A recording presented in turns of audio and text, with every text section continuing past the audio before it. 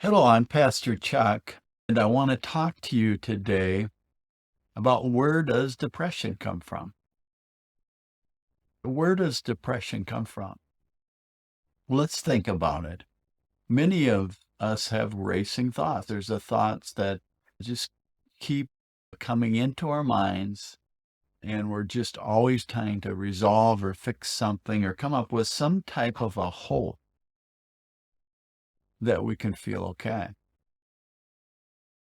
And if we look back, even in childhood, most of us have lost our voice at one point in time or felt like we lost our voice. We really actually didn't lose our voice because the truth is God always listens to our voice.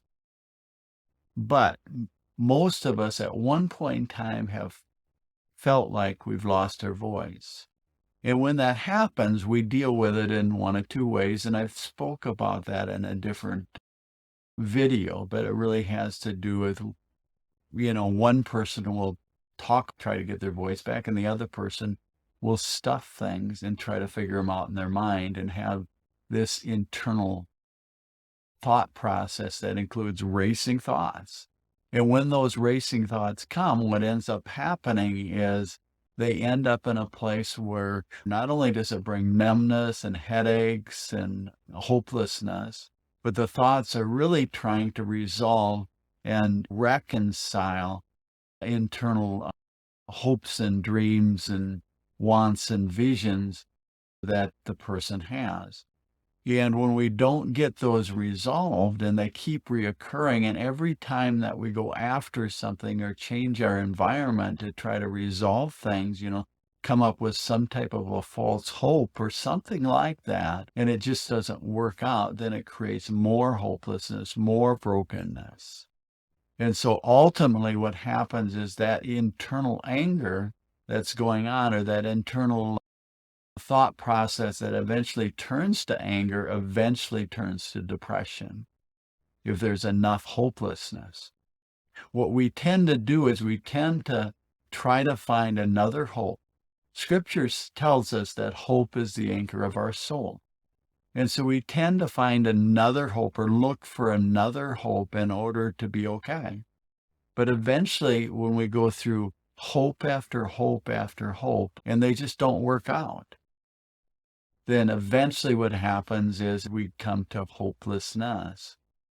And it's almost like inside there's just too many broken parts of our heart that eventually come against any potential hope because it hasn't worked in the past. And eventually what ends up happening is we end up with internal anger or depression. And a lot of times that's tied to isolation and many other things. Now God has a resolve for that.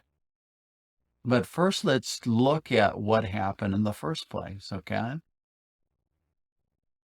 Often in our society and even in our churches, we're told that we need to pursue our dreams. We need to seek our dreams. We need to go after our hopes. We need to go after our desires. But the problem is that as we do that, separate from God, it just doesn't end up working out real well all the time. Now, it doesn't mean that some of our dreams won't be accomplished somehow or another in our life.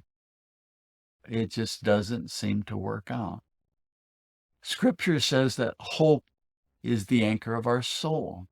So we go after hope and we seek to anchor our soul. But each new hope and each new avenue that we pursue ends up eventually not working out. And even if it does work out, it seems like it ends up being empty or void of what we need. And so we need another hope to be okay. See, the only really hope that can anchor our soul is Jesus Christ and his shed blood on the cross. And anything separate from that is just not going to work for us. And so we end up going after one hope after another hope. And eventually we even numb ourselves. We can use drugs or alcohol or whatever it happens to be. Often we can go on trips and we can seek a hope through traveling or adventure, or we can look to get into a better position and try to pursue our dreams through elevating our status, or there's just lots and lots of potential ways that we can try to find another hope, try to come up with something that we feel okay. The truth is, we just don't want to be depressed. And so, because we don't want to be depressed, we're either going to go after some other hope or we're going to medicate. But one way or another, we're trying to accomplish a hope. And eventually, what happens is hopelessness comes in. And because we're trying to resolve everything by stuffing things and trying to figure it out in our mind keeps racing and it goes faster and faster. We get numbness and headaches and pressure on our neck and back and head. And it ends up being a situation where ultimately we're going to end up in depression, especially if we isolate enough.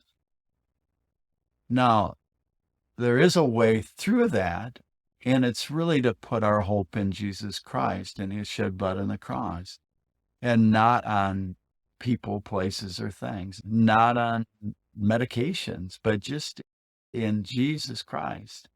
And he is our hope. And when we anchor in him and him alone, that means that things like hopes and dreams and desires don't get us where we want to go. As a matter of fact, I often teach people that we eventually need to die to our hopes, our dreams, and desires, allow them to die so that eventually they could live. I'll talk about that in a different video.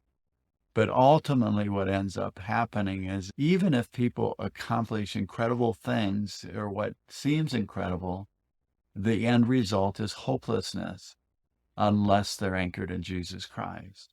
If you like this video, click the link below and let us know that. I'd appreciate it. Or if you're interested in any of our materials, go to www.wholehheartministry.com. I appreciate you listening, and we will go deeper into this subject matter in another video. Be blessed in Jesus' name. Amen.